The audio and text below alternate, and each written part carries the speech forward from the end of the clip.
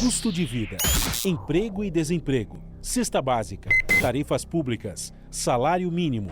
Agora, na Brasil Atual, a análise do DIEESE. No Jornal Brasil, nós vamos conversar agora com Patrícia Costa, supervisora de pesquisas do DIEESE. Bom dia, Patrícia, bem-vinda. Bom dia, obrigada. A gente vai falar com a Patrícia sobre a pesquisa mensal realizada pelo DIEESE, que avalia o custo da cesta básica em 17 capitais pelo Brasil e registrou em 2022 que esse valor da cesta básica aumentou em todas essas 17 capitais que são pesquisadas. E essas altas mais expressivas, quando se compara com dezembro de 2021, com o mesmo mês desse ano, 2022, foram registradas em Goiânia, com quase 18%, Brasília, 17,25% e Campo Grande, com 16,03%, Belo Horizonte, 15,06%. A inflação oficial do país fechou o ano de 2022 com 5,79%. Patrícia, puxada principalmente pela alta nos preços dos alimentos. Mas o que a gente pode ver é que a inflação dos alimentos foi especialmente cruel, prejudicial para quem ganha salário mínimo, para os aposentados, para os trabalhadores mais simples, não? Os dados da pesquisa, eles mostraram o que a gente chamou atenção ao longo do ano, que nada foi feito em relação aos preços dos alimentos. Então, eles seguiram em altas expressivas, principalmente quando a gente olha o leite integral, longa-vida, a manteiga, o pão francês, o café em pó, que foram produtos que tiveram altas em todas as cidades e muito acima dos valores da inflação média de 5,79 no IPCA e 5,93 no INPC. Então, você tem aí um problema que já vem, esse problema é antigo, desde 2020 se chama a atenção para a política do governo e um conjunto de fatores explica isso. Esse resultado que a gente pode ver na pesquisa, também nos índices do IBGE, que é o conflito da Rússia e Ucrânia, né, que dificultou muito a importação de determinados bens, também o fenômeno climático Laninha, que acabou trazendo uma estiagem muito grande, e isso para a pastagem é muito ruim, para a plantação de determinados alimentos também, ou chuvas intensas, dependendo da região. Você tem aí um câmbio que não se modificou, né? O real desvalorizado frente ao dólar, que faz com que haja um estímulo à exportação num momento em que a demanda externa é grande e a importação, no caso do Brasil, fica mais cara aqui dentro. Então, assim, foram vários fatores, a questão dos fertilizantes, os custos de produção no campo, e nada foi feito, quer dizer, você tem uma inflação que fica um pouco acima da meta quando você olha o índice geral, mas por dentro dela, quando você vai entender essa inflação, você vai ver que os alimentos puxam, prejudicam, né, as famílias de baixa renda e que não tem nenhuma política para tratar essa questão. Inclusive, no mês de dezembro, o aumento foi expressivo também, né, Patrícia? Diferente dos meses anteriores, que mostravam até uma redução em alguns produtos, o mês de dezembro teve uma alta generalizada também, né? Sim, o mês de dezembro ele também chama a atenção pela alta que apresentou na pesquisa e coloca o desafio, né? É preciso recompor as políticas para que isso a gente consiga reduzir os custos de produção dos alimentos, para que a gente possa também ter um país que não só planta soja, mas que também produz alimentos de qualidade para a sua população. Então, é um desafio. Novembro, dezembro, mostra o problema, né? Segue mostrando o problema em alguns alimentos pontuais, mas você tem aí um problema que já vem desde 2020. Teve a Folha de São Paulo fez, por meio do índice da FIPE, né, de inflação no município de São Paulo, mostrou que os alimentos subiram 57% no governo Bolsonaro, enquanto a inflação no período, né, foi de 2019 até agora, foi de 30%.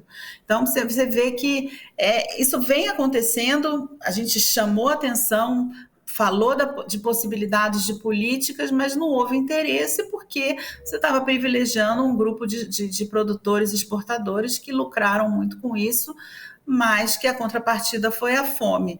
Principalmente por quê? Porque a renda não subiu na mesma quantidade do que subiu os alimentos, né? A proporção não foi a mesma, então as famílias tiveram que escolher o que elas vão comer, o que elas vão, ou se elas vão pagar a conta de energia elétrica, porque apesar do INPC ter mostrado uma queda em 2022, a energia elétrica pressionou em outros anos, o combustível pressionou em outros anos.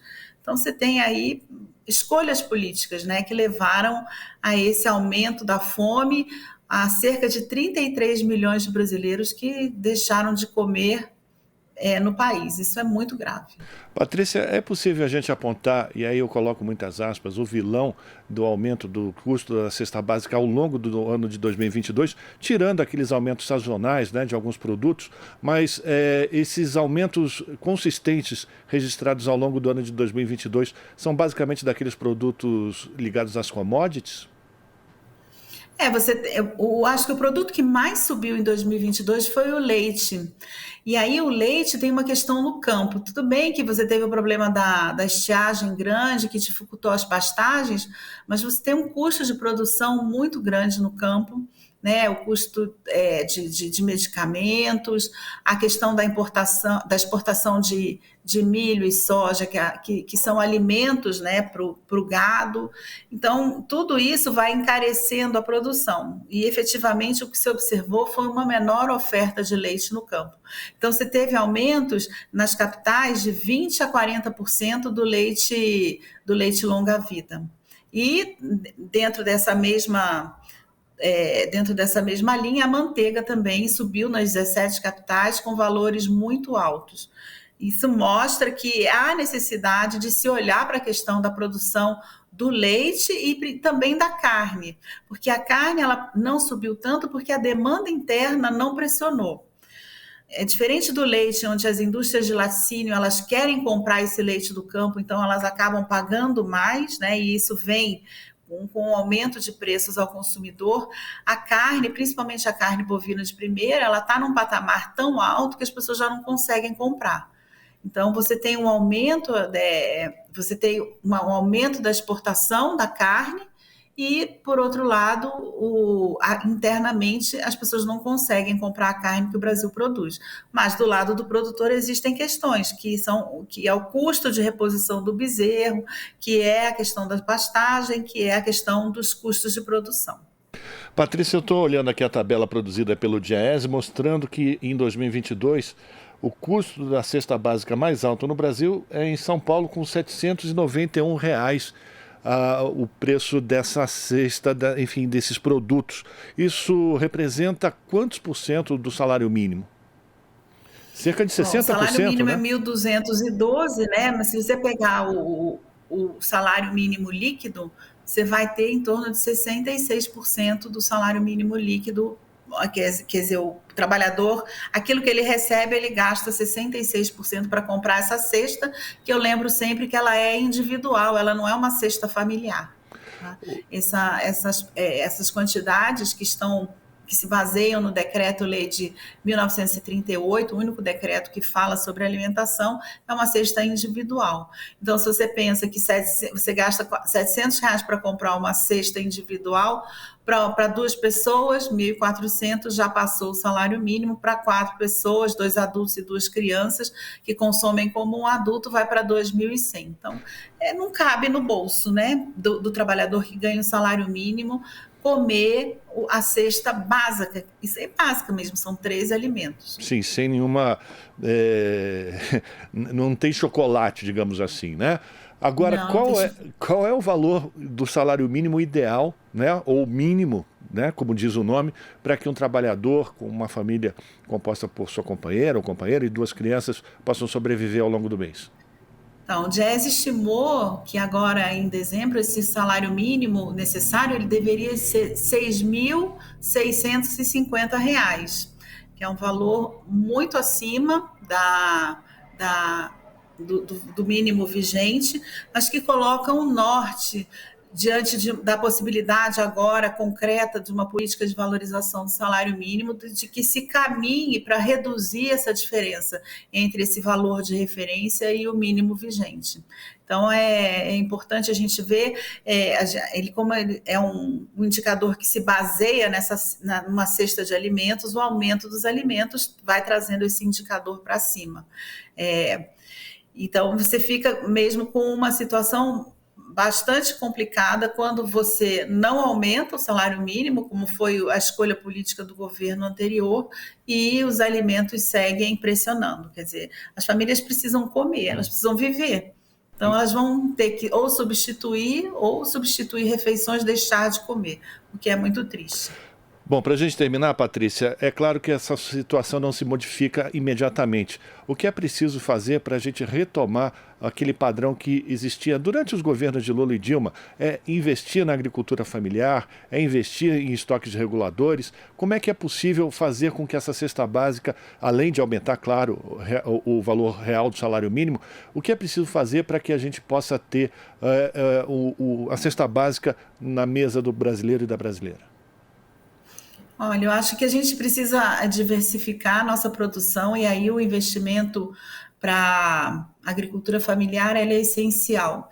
A gente já observou os resultados dele.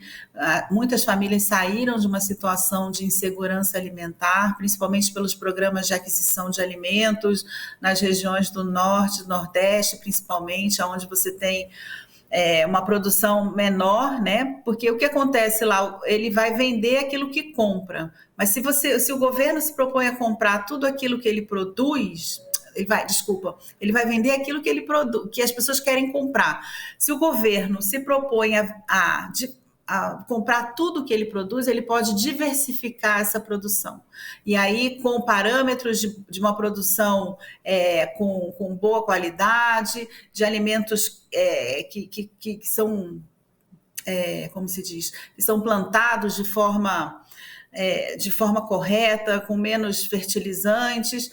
Então, tudo isso faz com que esse alimento bom chegue a um preço razoável para as famílias daquela região. Então, lucra o produtor, porque ele diversifica a sua produção e consegue, então, ter uma renda maior, e também lucram as famílias que vão comer um alimento de qualidade. Então, a agricultura familiar é essencial, eu acho. E a política de estoques reguladores precisa ser retomada, né? A Conab precisa ser refeita, né? Readquirir os armazéns onde ela guarda os grãos, porque houve um processo de desmonte e de privatização. E aí eu acho que também a recomposição da renda das famílias é essencial, porque as pessoas vão poder comprar mais. Então, são políticas que são necessárias e têm que ser feitas rapidamente. Acho importante também a retomada de estudos para questões no campo, como a questão do leite, que precisa ser olhada para ver o que se pode fazer, porque a gente vem vivendo esse aumento do leite sistematicamente, né? Ele deixou de aumentar no período de entre-safra e permanece num patamar muito alto durante todo o ano. Então, é necessário também olhar para a cadeia do leite, olhar para a cadeia da carne e ver exatamente como resolver essa questão. Agradecer a participação de Patrícia Costa, supervisora de pesquisas do DIEESE, comentando com a gente os resultados de mais uma pesquisa do Departamento Intersindical de Estatística e Estudos Socioeconômicos sobre o valor da cesta básica, uma pesquisa realizada em 17 capitais do país. Muito obrigado, Patrícia, pela sua participação. Um abraço para você e a gente volta a se falar. Obrigada. Conversamos com Patrícia Costa aqui no Jornal Brasil Atual. Estamos apresentando Jornal Brasil Atual. As notícias que os outros não dão.